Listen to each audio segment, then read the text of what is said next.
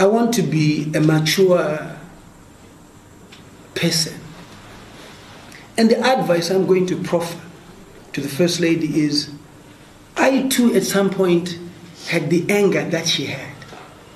But I sought God and I went for anger management.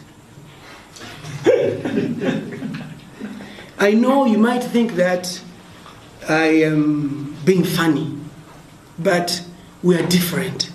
You see that the First Lady is always hyper, even addressing rallies. She has issues, and this can only be dealt with through anger management. It's unfortunate that this situation has happened, but let's come up with a solution. I'm proposing that she finds counsel in terms of anger management. It's important. All of us get angry, but how we react is different. She's our First Lady. We cannot take that away from that point. And as such, we must protect the first family. You know, Romans 12:22 says that you overcome evil by doing good. And I want to practice that. I don't want to celebrate her downfall because she's the First Lady. I want to offer a solution. Anger management. 2, prayer. I went through Bishop Ashapa because, you know, I had a stutter and I was very temperamental. But he worked on it through God.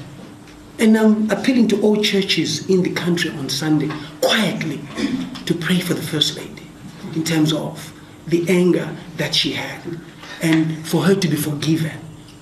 It does not do us any good at all as a country, and I don't believe in having to keep kicking somebody when they're already down. And I'm sincere about this. I'm sincere about this. I can say so much about bad, but I'm not about bad, I'm about building the country. I feel for His Excellency. He's a good man. Despite what we're facing from an economic point of view, despite him being in power for a long time, that's his art. That's where he's shown that he's an intelligent man to be able to be in power for that long. Whether it's divide and rule or whatever, you cannot take away that he's a brilliant politician at the end of the day. But His Excellency is also getting old. And you don't want him being stressed. You know, I mean, I feel for His Excellency.